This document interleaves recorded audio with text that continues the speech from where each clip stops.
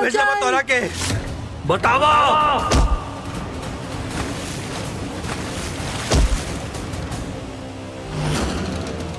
कार्तिक जी, कार्तिक जी,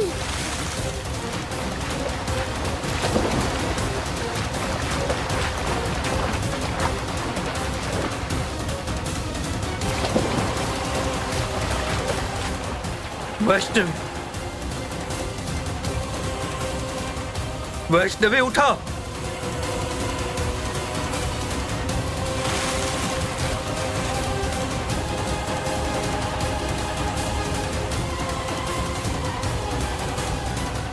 वैष्णवी उठा, वैष्णवी। ते संभाल के देखिए देखिए, ए गुड़िया। वैष्णवी, वैष्णवी उठा।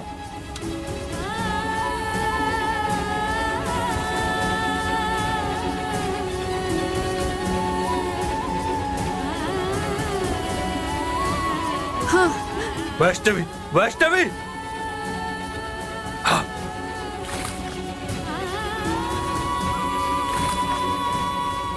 खोला गुड़िया। हे छठी मैया, मुसीबत हमरा बिटिया के पीछे नहीं के छोड़ा।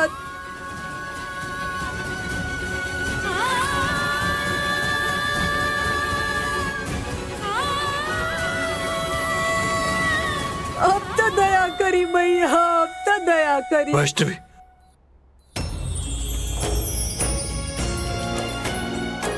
हे छठी मैया। थैंक गॉड तू ठीक बाड़ू ना।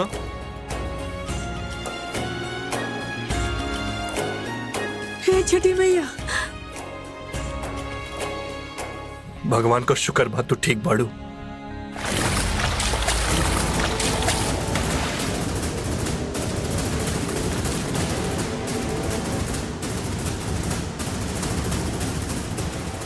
सॉरी मैडम, ना मान पाई ओकरा के।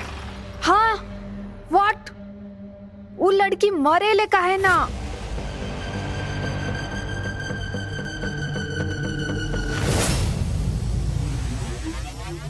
पापा,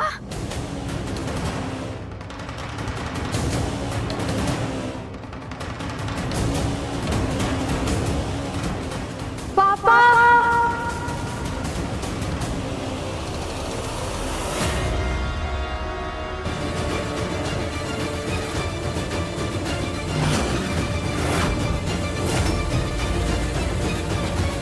मारे का पूरा प्लानिंग कैले बड़ू तू काहे?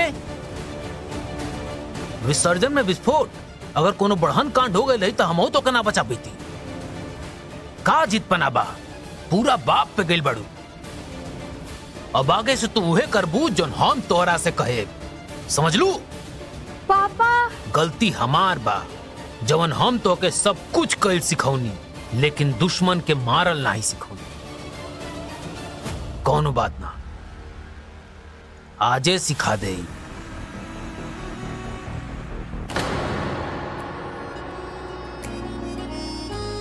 देख लो यशोदा, इनकर सच्चा प्रेम कैसन एक दूसरे के ढाल बन के खड़ा रहेले, आपन जान के परवाह कैले बगैर मौत से भिड़ जा ले लो और फिर जीत के लौट के आवेला।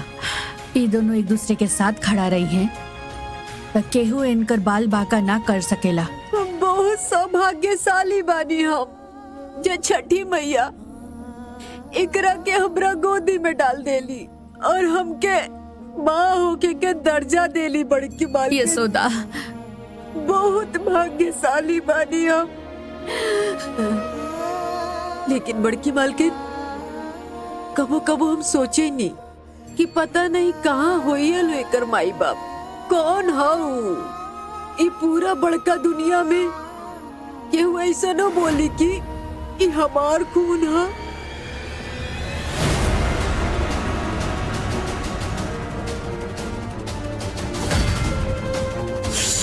मरबा हमरा के मार डाल, इससे पुलिस वाला के शक यकीन में बदल जाई। और ये अगर अपने आप मर गईला तो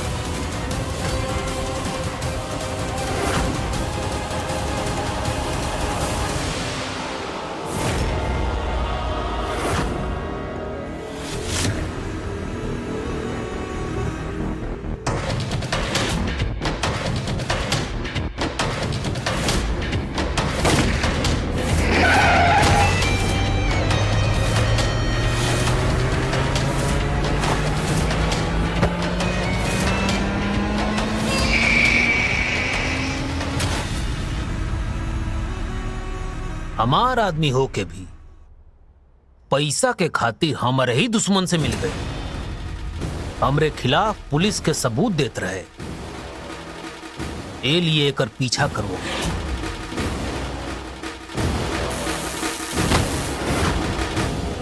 अब भरा बरसात में ऐसा हादसा तो होत रहेला, बिजली के तार के टूटल, करंट लग के मरल। रोड है, हादसा तो होत रहेला।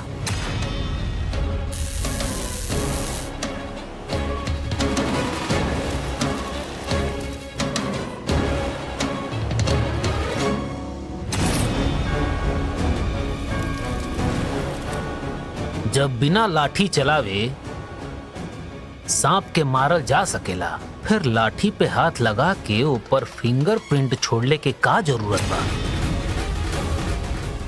अपने दुश्मन के मरले के प्लानिंग ये तरह करी जाला। दुश्मन के जीते के बहुत सारा रास्ता बा। इंडिया आके सीधा कार्तिक के घर गईले हमके पहले भी समझ में नहीं आई रहे। उर्मिला भाभी बस तुहार इस्तेमाल के लिए बड़ी। प्रॉपर्टी के भूख बना उनके। अब हम उनके बताएं कि प्रॉपर्टी लिहल कैसे जाला। पर डैड, हमरा खाली क्रैच चाहिए।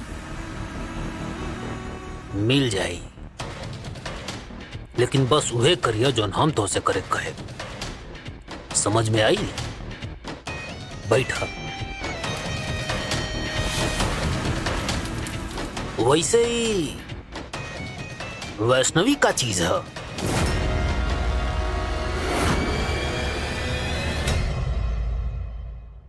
कलयुग है मैया, जहाँ पिता स्वयं अपना पुत्री के विनाश की योजना बना होता। वो बताई उनके कि वैष्णवी दीदी के है। भूल गईला शैशव, वैष्णवी के कहानी के शुरुआत ही ओकर पिता द्वारा ओकर हत्या के कोशिश से भइल रहे। याद बा मैया, ऐसन पापी के तो नर्क के सातों द्वार में। कार्य यमदेव पे छोड़ द शैशव। ओकरा खातिर तू अपना भीतर क्रोध और द्वेष के भावना उत्पन्न ना कर। दूसरा के कर्म से प्रभावित होके स्वयं के आचरण ना बदले के चाहिए। क्षमा करी मैया, लेकिन दीदी के दशा देख के हमार मन विचलित होता। उनकर मुश्किल हल होखला के जगह तो बढ़त जाता। ई बढ़त प्रहार से उनका सुरक्षा कैसे हुई मैया? प्रेम, यह वैष्णवी के ढाल बनी शैशव। हर युग में सावित्री प्रेम के परीक्षा दी। ये आवश्यक नहीं खे ई बार बारी सत्यवान के हा। उनका के सावित्री के प्राण के यमराज से छीन के लावे के होई। वैष्णवी अपन प्रेम के पवित्रता के अनेकों बार स्थापित कैली है। अब बारी कार्तिक के है।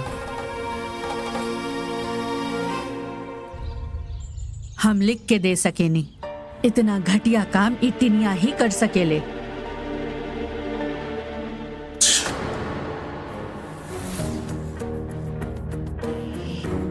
वैष्णवी तू ठीक बाड़ू?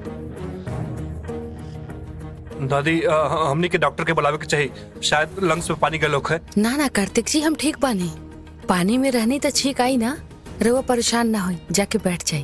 तू सच करता ना? हाँ कार्तिक जी, हम ठीक हैं।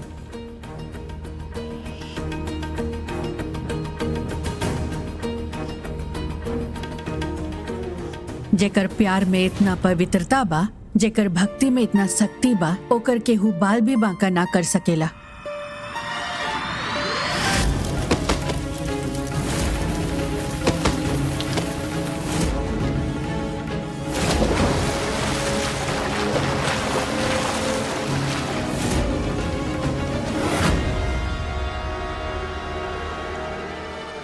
हमरा बहू पे हमला होखल कोनो मजाक के बात नहीं थे।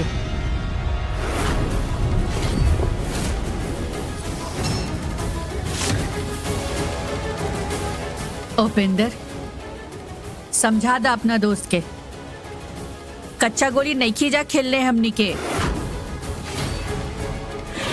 ईंट के जवाब पत्थर से दे और केहू के दबाव में आकर ना बोल सकेला तो हमके बता द। हमार भोले बाबा ने अभी भी हमरा के इतना शक्ति देले बाड़े, आपन लोग के सुरक्षा कर सकेनी, समझला?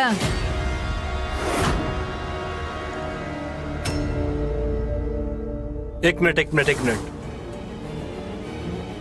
का बाई माँ? बबुआ, बहुरिया खातिर काढ़ा बनवैले रहनी हम। सॉरी दादी, उरवा कह दिले रहने लियावे खातिर, लेकिन के लियावत बा का लियावत बा में काम मिलल बा जहर त ना बा, हमें त ना पता बा ना। सॉरी अगर हमरे बात का बुरा लगल हो रउआ के तो। डरे के जरूरत नहीं खे कार्तिक, ये हमार घर बा, यहाँ सब सेफ बा, कौनो डर नहीं खे, केहू के कुछो ना हुई।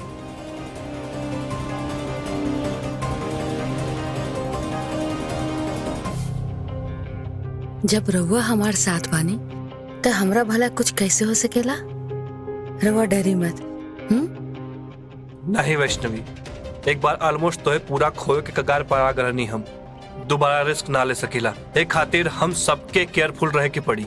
ऐसे डर के कब तक जियल जाई? हमार माना लोता पुलिस में कंप्लेंट करा दे टीना के नाम से। कैसन बात करत अरु अम्मा? बिना कौनो सबूत के कैसे कंप्लेंट करती? भले ही वो विसर्जन में जोन भी कुछ भइल ओकर सबूत नहीं खे, लेकिन हमनी के आंख के सामने आग में धक्का देले रहल वैष्णवी के। हमनी के देर ना करे के चाहिए, एकरा पहले वो और कोनो षड्यंत्र रची पुलिस में कंप्लेंट कर देवे के चाहिए। कंप्लेंट काहे अम्मा, रउआ खुद ही सजा दे देंगे के।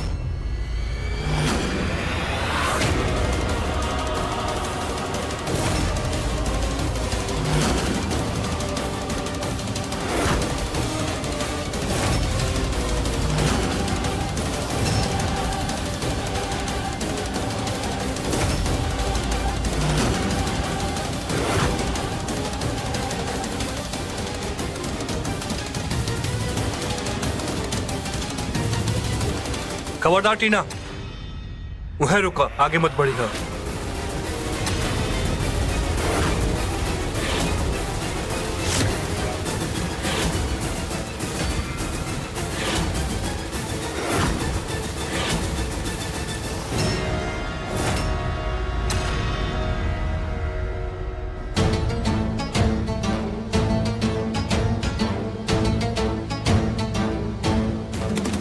गोड़ लागतन, जियत रहा।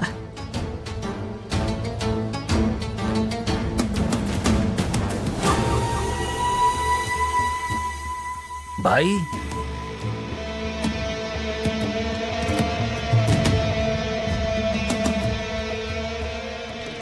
का लेवे आइल बारो? टीना हमार पूरा परिवार के जान लेवे के कोशिश कैलस आज। वो अपन मकसद में कामयाब ना हो सकल तो ओकरा पूरा करे आइल बारो तू। काहे शमशेर, असलियत सबके सामने आ गई तो माफी मांगे आ गई, ताकि हम लोग पुलिस में कंप्लेंट ना करी जा। का कीमत लेके आइल बड़ा हमर बहुरिया के? हाँ, टीना जोन पाप कैले बड़ी ना, ओकर कोनो कीमत अदा नहीं हो सकेला, ना ही कोनो माफी हो सकेला।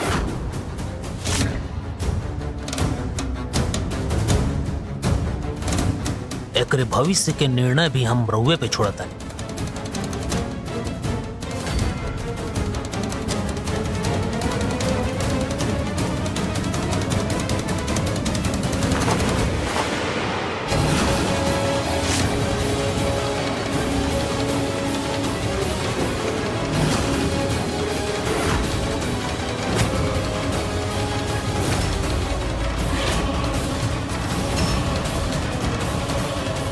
या तय के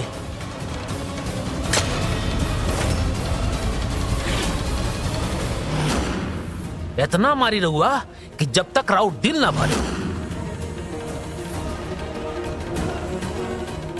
या फिर एक वही मानसिक अस्पताल में भेज दें जहां पे ही कार्तिक के भेजले रहली, और एक साथ भी उहे सुलूक होखे जौन कार्तिक के साथ अभी रहे।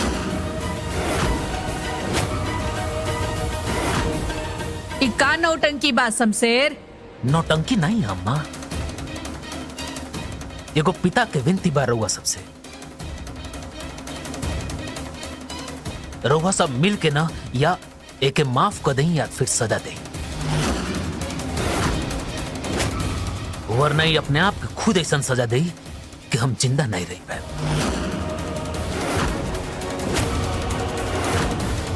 खुदकुशी करे गई रहे,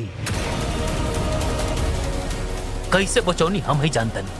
ए लिए रोवा सामने हाथ जोड़ के भीख मांगता नहीं, या तो एके माफ कर दें या सजा दें। खुदकुशी का मतलब बात तोहार?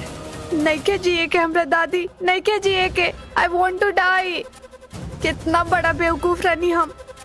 प्यार के मायने कुछ और ही समझत रहनी दादी। समझत रहनी कि जेकरा से प्यार करब ओकरा खातिर केहू के जान भी लेवे के पड़े नु तो ले लो। पर आज जब घाट पर अपन जान पर खेलकर क्रैच के वैष्णवी के बचावते देखनी, तब रियलाइज भइल कि प्यार में केहू के जान ना लेवल जाला, बल्कि एक दूसर खातिर जान देवल जाला। प्यार के मायने ना पता रहला। जवना के हम प्यार समझत रहनी वो खाली एगो जिद रहला। प्यार तो वैष्णवी और क्रैच एक दूसरे से करेला, एक दूसर पर मर मिटे वाला प्यार, एक दूसर के खातिर जिए वाला प्यार। और जब हम ये रियलाइज कईनी तो खुद के नजरों में ही गिर गई नी।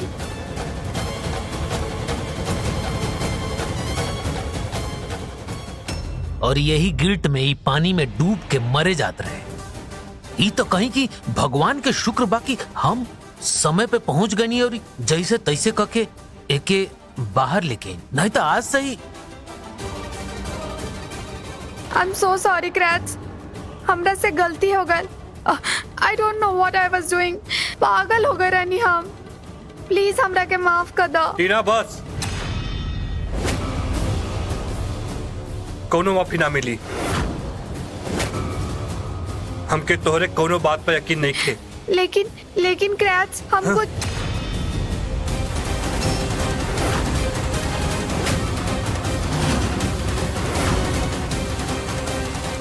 दूर रहा हमरा से। टीना कितना बड़न गलती के लिए बड़ी ये बहुत अच्छा से जानता रही, लेकिन काऊ अपने आप आई रही जा।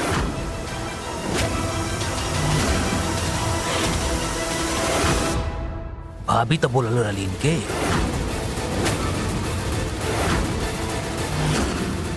ई कही के कि कार्तिक के पत्नी ओकरा खातिर सही नहीं थी।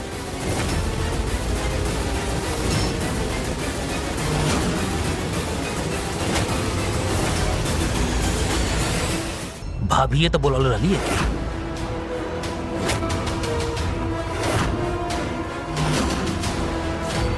कि ई कही के कार्तिक के पत्नी ओकरा खातिर सही नहीं थी।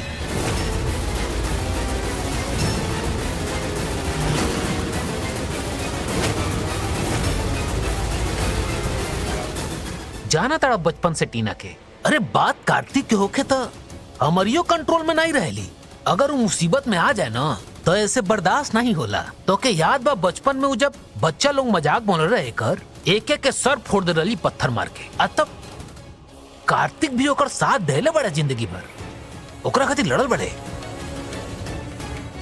ये दोनों के दोस्ती के प्यार के नाम दे के भ्रमित कैले बड़ी भाभी।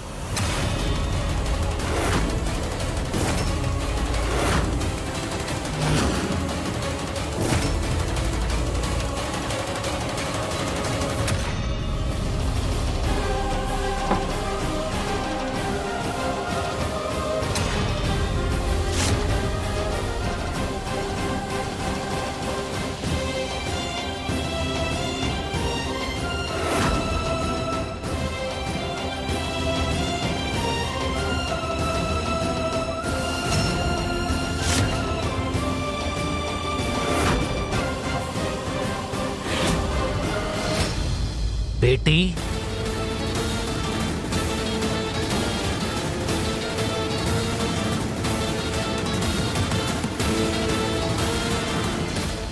हम तो के बेटी बोल सके नहीं ना। वो कहा है ना कि बचपन से कार्तिक, करण और टीना सब हमार बच्चा रहल बड़ा। तू आज से हमार बेटी भइलो।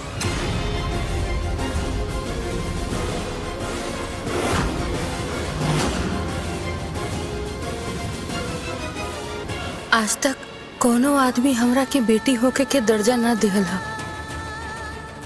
वैष्णवी का चीज है। अनाथ हिया मने खुद के छठी मैया के बेटी कहेले। बेटा हम जाना तानी कि टीना तोहर सबसे बड़हन गुनाहगार बड़ी। अब तो हम तो के बेटी भी मानता नहीं।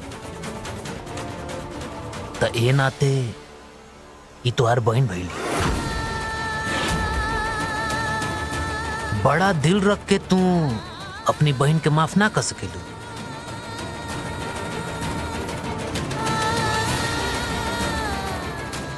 अगर हम तो के बेटी मनले बानी तो का तू टीना के अपन बहन ना मान सकेलू?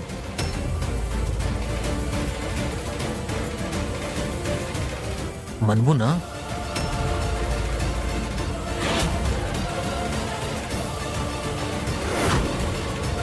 I'm so sorry Vaishnavi.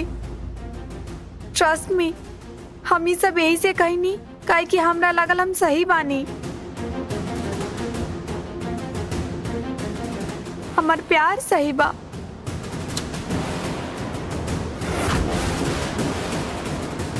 लेकिन अब सब क्लियर हो गइल बा। सारा भ्रम टूट गइल बा। हम जानता नहीं हमरा से कितना बड़का गलती हो गइल बा।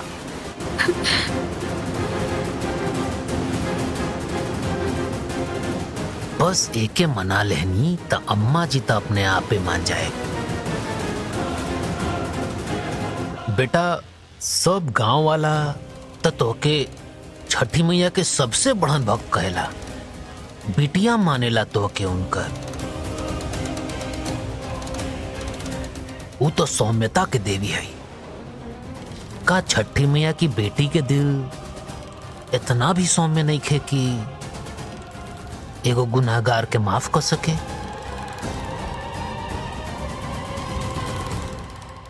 नहीं, तू सजा द। टीना का हमके भी सजा द, लेकिन बेटा ओकरे बाद तक कम से कम हमके माफ कर द। रउआ भी छठी मैया के माने नी।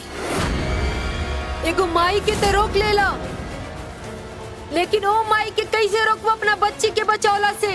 छठी मैया हमरा बच्ची के रक्षा करी। हाँ, केहू रहे हमारियो जीवन में जे बहुते मानत रहे छठी मैया के।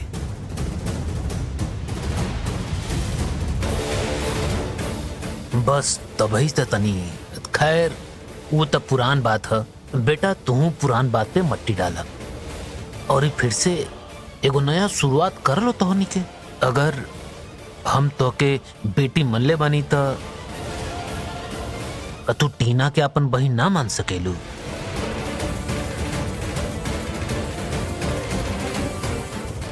मनबू?